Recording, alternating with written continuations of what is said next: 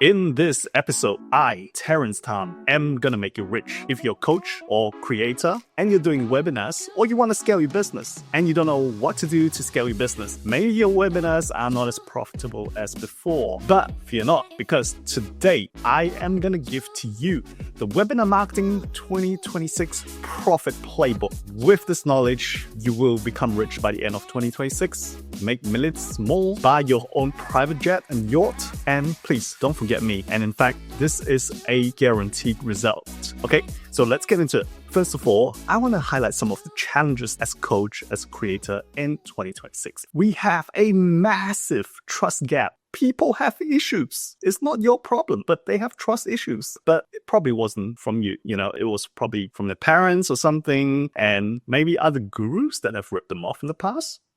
But there is a trust gap, and here are some stats to prove that. Mr. Edelman, who has the Edelman Trust Barometer. Edelman must be a very trustworthy guy because he has a trust barometer, so I trust him. And you should too, because this is what he said. Trusted online experts and influencers has hit an all-time low of 26%. Ouch! 26%! 74% of people don't trust you if you're a coach or creator. That's a bit of a worry. So we need to bridge this gap, right? Otherwise, if there's no trust, people are not going to buy from you. There is also what it calls sales antibody effect. Sounds super fancy. I love the term sales antibody, but basically when people smell that you're trying to sell them something, their defenses go up and then they try and leave and get out, squirm out as fast as possible, right? So we need a way to defeat these antibodies so that you can make your sales and get rich, right? So let's move on because this affects conversions. And next thing is, we all know it, attention deficit. We now apparently have this attention span as long as a goldfish. In fact, goldfishes beat us, according to scientists. There is basically a cognitive overload. I don't know about you, but I am watching tons of YouTube videos every week at the gym, and I'm learning stuff all the time. Most people like me have a cognitive overload issue. So there is too much information. And this creates a whole attention deficit thing, which, is made worse by all this AI avatars speaking on YouTube videos. And I promise you, I am not a AI generated person. Ouch. So there you go. I'm real. But the fact is, people are using AI avatars to generate content like tons of videos and social media posts and all that stuff. And it's just driving our brain into overload. So we are competing against that, right? The other thing is this causes webinar drop-offs because if they don't have attention and you don't have ways to keep their attention, they're going to drop off. Okay? So the next thing is competition. Like, seriously, everybody that's retiring or retired wants to be a coach nowadays. And every teenager or Gen X that you talk to wants to be a creator. So of course there's a lot of competition. There's more coaches and creators probably in the history of humankind. And there's more online courses as a result, right? So the bad news for you guys is that customer acquisition cost, or CAC, has gone up 222%, which means it costs more to acquire a single customer in the past 8 years, which means less profits. Okay, we can't let this happen. That's why I prepared a profit playbook for you that is just so sweet, so perfect. You are gonna love it. All right, next thing is that webinar fatigue is probably a real thing starting from, just about COVID era where everybody's stuck at home and either you watch Netflix or you watch webinars. So yeah, I guess that kind of created a bit of webinar fatigue. But more importantly, they're sick of all the fluff and all the gurus making all these promises, right? And, there was this guy, let's not name names here, but he came up with a thing called the perfect webinar, and everybody started following his format. And that kind of gave webinar a bad smell overall, right? This has resulted in very skeptical audiences, and skeptical audiences, they're not going to buy your course, all right? So that's a problem. But not to worry, because me, your superhero here in the image, I'm going to give you 7 strategies to overcome problems that we just outlined just then. We overcome the trust gap, attention deficit, competition, and webinar fatigue. So let's get into it. Strategy 1, coaches and creators in 2026 need to move beyond just selling information. What do I mean by that? Like, isn't courses information? Yes, but this is the thing. Like, most middle level like creators and coaches, they are basically information curators. They're getting wiped out by AI because if you don't have really expert specialized wisdom implementation knowledge, and you're just talking stuff that is information that people can get using AI, why on earth would they want to buy your course? Why on earth would they want to invest in you?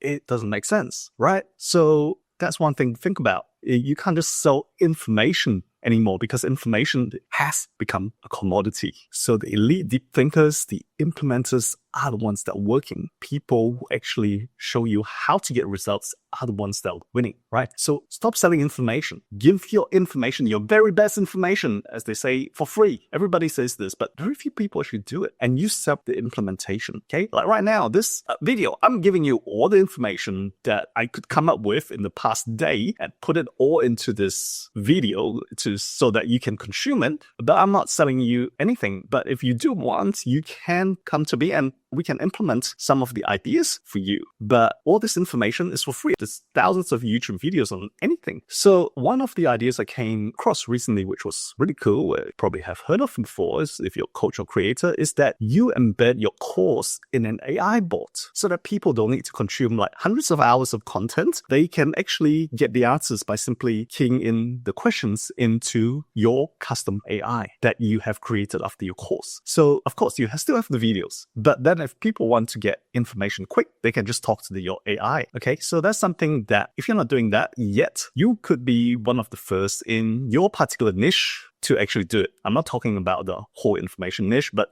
the first among your competitors to do it, which still is pretty cool. Better than, being the last, right? So consider doing that. Next thing is you need an anti-pitch positioning because this addresses trust issue, right? Because the last thing people want is to show up at a webinar and it's a pitch fest. There is no value. People don't want that. Come on, it's 2026. Be nice, right? So you need to have this anti-pitch positioning. So for example, you could just have this no pitch promise. Even on your landing page, you tell people, I am not going to pitch you at this webinar, right? You deliver value. But maybe what you can do as well is while still adhering or following a no pitch promise is at the start of the webinar, you tell people for the first 45 minutes, I am going to deliver value to help you solve this problem, right? And once I have done that, would it be okay if I showed you my offer so that you can get the implementation of this for your own business or for you in your personal life? And that's totally okay. People value that transparency, right? So just be transparent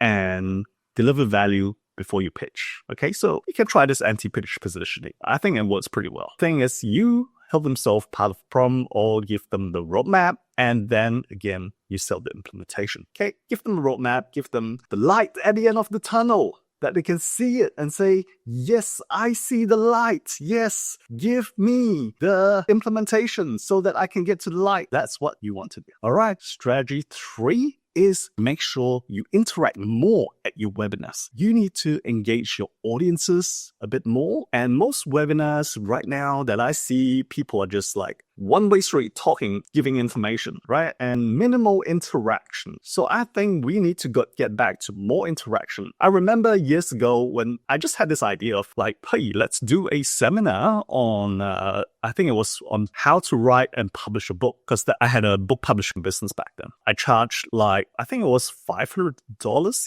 per person to show up for 2-day workshop. I had about 20 people show up to the event. At that event, I honestly was like a terrible speaker, not like I am now, which is kind of a little bit better, but still not that great. But back then I was horrible, right? I had this monotonous voice that was really boring. But what I did, is that for the entire 2 days, I was asking a lot of questions. So there was so much interaction between the class and myself. And they actually did some deep thinking around, say, for example, the book title and all that stuff, that everybody gave me rave reviews for those 2 days. And it was less taxing on me as well. Rather than me, like right now, I'm talking to the camera. It's like super tiring. But if you have that interaction, it actually gives you more energy as well. So think about how to structure more interaction into your webinars. And I bet you will have more fun. The attendees will have more fun. And when everybody has more fun, it's a happy world. Okay. And I think storytelling is super important. Create those open loops. Just like just now, I told you a story and you've probably found that quite interesting, right? And you might want to incentivize webinar completion.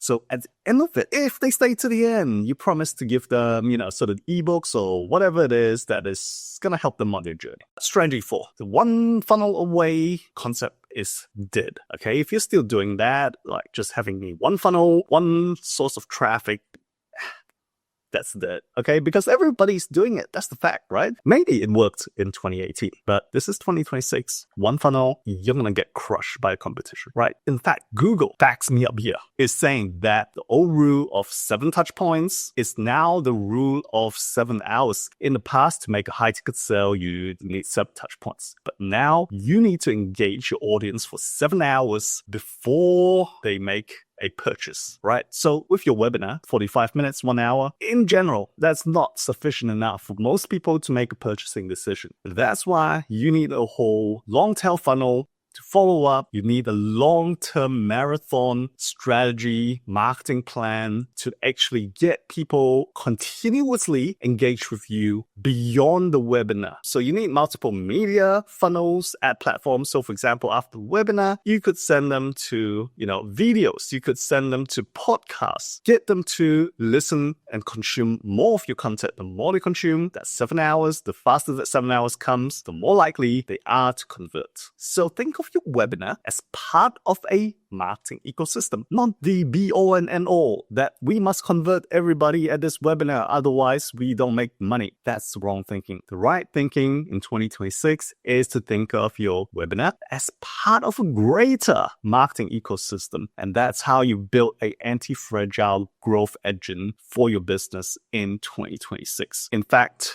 I have a free course explaining and detailing exactly how to build this whole perpetual profit engine, as I call it. It's a free mini course. If you click in the description, you can get access to it 100% free. I am not selling any courses, so take advantage of me. Anyway, moving on is that creativity matters in 2026. Why? Because look, everyone is using AI ads, and when I read these AI ads, I cringe, right? They all sound the same. It's like, oh, it's not about this, it's about this kind of thing, and no theory, no fluff. They're just everywhere. Honestly, when I read it, I just cringe. And if my team produces that stuff, I get on them and ride them like a horse and slap them on the back, because this is not on. If we want to win, we need to be creative. So go a bit radical, think beyond standard concepts. The other thing is the Meta Andromeda, which is a new update for Meta. I know they update all the time, so there's no big deal, another update, whatever, right? But what they are doing right now is they are rewarding creativity. So the more creative your ads are, the more variety your ads have, then Andromeda and the Meta platform is going to reward you. Here's what happens, right? You might say, oh, but that's just a Meta. How about the other ad platforms? Usually Meta takes the lead in all the ad platforms, and the rest usually follows suit afterwards. The more creative you are, you beat the AI competition, number one. Number two, you are playing with Meta's rules, so you are going to get rewarded with lower ad costs, and that's how you overcome the costs of increasing CAC, right? So this is super important. Like what we've done recently for many of our clients is that we have launched 25, 30 ads, 20 to 30 ads in one ad set with a big audience, and let Facebook run the ads. And the results have been super amazing, okay? So that's how it's done in 2026. All right, and strategy 6, mechanisms are ineffective. Now, what the heck are mechanisms? First of all, it's all these gurus talking about whatever blueprint, formula, matrix kind of thing, all those mechanisms or playbooks or blueprints. Whoops, I kind of used playbook in this video, but don't tell anyone that. Anyway, that stuff is becoming less and less effective. Why? Because we are entering more competition. It's intense competition right now in the course creation space. And this comes back to Eugene Schwartz, one of my favorite marketers of all time, super intelligent. I don't know, he must have invented a time machine and came back from the future and bestowed knowledge upon us back in, decades ago. He was super smart. Anyway, what he says is that there's 5 levels of market sophistication, which is competition levels. He says at the lowest level, when you have no competition, you just say, hey, I've got this amazing blue pen for sale, and everybody will buy it. And then when competition heats up, it's like, hey, everybody's selling a blue pen. Now you need to differentiate. You say, I have this gel ink in my blue pen. That makes it superior for you to write smoothly. And that mechanism is what people will buy,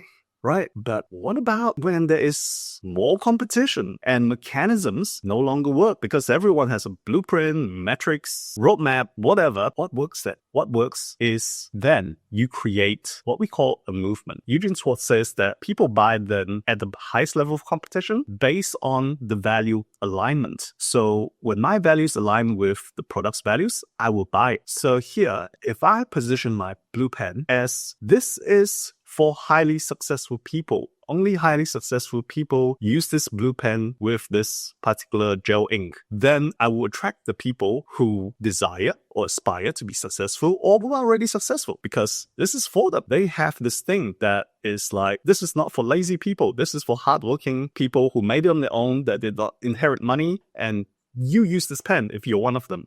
This pen aligns with my values, so I'm going to buy. Basically, what I'm saying is that you go from offer at the lowest level of competition and you create a movement. And movements come with communities. I'll give you an example of one of our recent clients that signed up with us. Well, I will call him partner because we are actually partnering and doing this thing. We are creating a movement of people who want to basically fight stress. So the big enemy is stress. And he's a meditation and breathworks instructor. So if we did the traditional path where we are like going, oh, so John here teaches meditation and breathworks, and he uses the whatever breathwork technique to help you to elevate your performance and eliminate stress. Yeah, that would work, but not as well as if we created a movement. So the whole movement here is breathworks and anti-stress. So breathworks to overcome stress. And stress is the big enemy here. But for you, make sure you use it for good. I'm giving you the power here of creating movement. Use it for good. Okay, don't be a bad guy. It's important to have a common enemy. That's the last thing I want to say.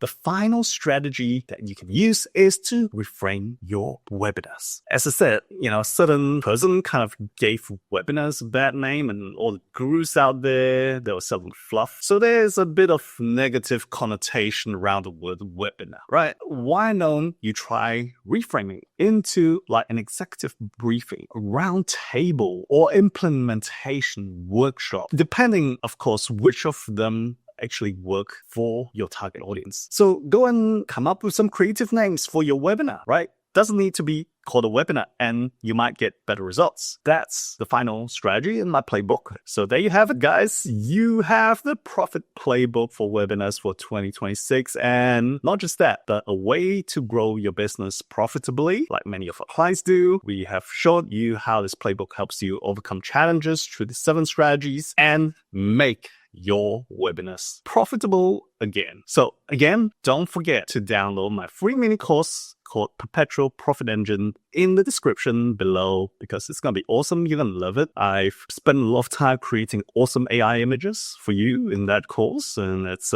just lovely. You won't be bored, I promise you. And more importantly, you make another $1 million just by watching that course, I promise you. Okay, if you got value from this video, please hit like and subscribe, and I'd love to see you in future episodes. And I hope you have a successful 2026, and please use this playbook, make it an awesome year.